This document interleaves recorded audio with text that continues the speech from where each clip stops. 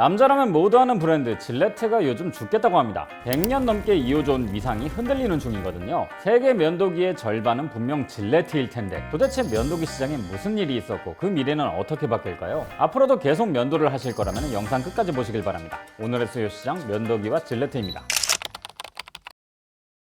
면도기만큼 기업 하나가 압도적인 지배력을 가진 시장도 드뭅니다. 세계 시장 점유율의 54%가 질레트인데 이것도 70%에서 줄은 거란 게 그냥 놀랍죠. 그럴 만한 게 질레트는 면도기의 혁신 그 자체였기 때문이에요. 질레트는 1901년에 킹캠프 질레트가 세운 기업인데 이 사람은 원래 병뚜껑 세일즈맨이었어요. 병원 재활용돼도 병뚜껑은 버려지니까 병음료가 팔리는 이상 병뚜껑의 수요는 영원할 거라 생각했죠. 그래서 이걸 면도기에 적용해 면도날만 교체하는 면도기를 팔면 부자가 될 거라고 생각했던 거죠. 당시에는 이발소에서나 보던 직선 면도기가 대세였습니다. 그런데 수염이란 게 생각보다 억세서 면도날을 날카롭게 관리해두지 않으면 수염을 깎는 게 아니라 뜯는 게 돼요. 또 베이기도 쉽고요. 그래서 당시에는 면도날 갈아주는 사람이 따로 존재할 정도였습니다. 19세기 중반에는 안전 면도기도 등장했었는데 이것도 결국 면도날을 갈아 써야 돼서 대중화에는 실패했죠. 그래서 질레트는 아예 면도날 교체 방식을 택했는데 이게 바로 질레트 양날 면도기입니다. 한쪽 날로 면도를 하다가 무뎌지면 반대쪽 날을 쓰고 다 쓰면 그냥 새 날로 교체하는 거죠. 면도날 갈아주는 전문가가 필요했게 된 거예요.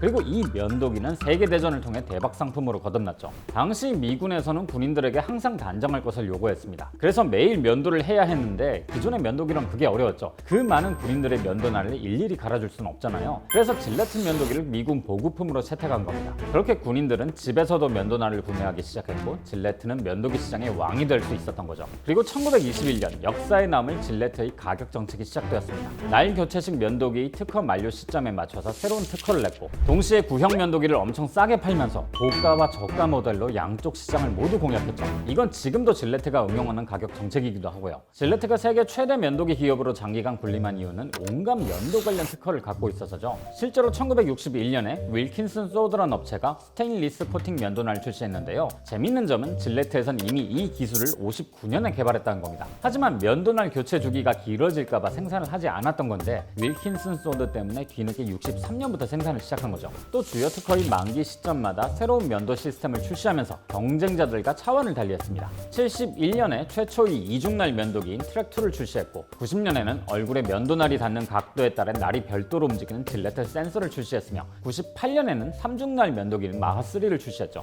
이러한 혁신으로 61년부터 전체 면도기 및 면도날 시장이 70%, 양날 면도기 시장이 90%라는 압도적인 점유율을 지켜올 수 있었던 거고요. 이런 질레트의 아성을 무너뜨린 것은 바로 이커머스였습니다. 오프라인 커머스의 시대에서는 질레트의 면도기와 면도날이 모든 가판대를 점령해서 이를 뚫기가 쉽지 않았죠. 하지만 이커머스의 시대가 되자 질레트의 가격 정책에 불만을 가진 소비자들이 온라인 구독 서비스로 면도날을 더 싸게 사면서 온라인 시장에서부터 흔들리기 시작한 거예요. 대표적인 기업이 바로 지금은 유니레버가 인수한 달러 쉐이브 클럽입니다. 질레트의 고가 전략에 불만을 가진 마크 레빈과 마이클 더빈이 직접 면도기를 팔려고 창업했죠. 달러 쉐이브 클럽은 면도날을 생산하지 않고 우리나라의 도르코에서 면도날을 수입해서 배송했습니다. 질레트 대신 도르코로 면도날만 바꿔도 가격이 많이 절감되니까요. 사실 면도를 매일 하시는 분들은 느끼실 겁니다. 면도날은 1, 2주만 돼도 잘 안 깎이거든요. 이런 상황에서 질레트의 비싼 면도날은 상당히 부담이 됩니다. 그래서 그보다 싼 비질레트계의 면도날을 쓰면 더 자주 날을 교체할 수 있으니까 훨씬 안정적인 면도를 할 수 있다는 거예요. 실제로 이런 발상으로 달러 쉐이브 클럽뿐만 아니라 다른 기업들도 등장해서 질레트의 시장을 잠식해 현재 50% 초반대까지 점유율을 끌어내린 거죠. 국내에서도 와이즐리 같은 기업들이 면도기 시장을 파고드는 중입니다.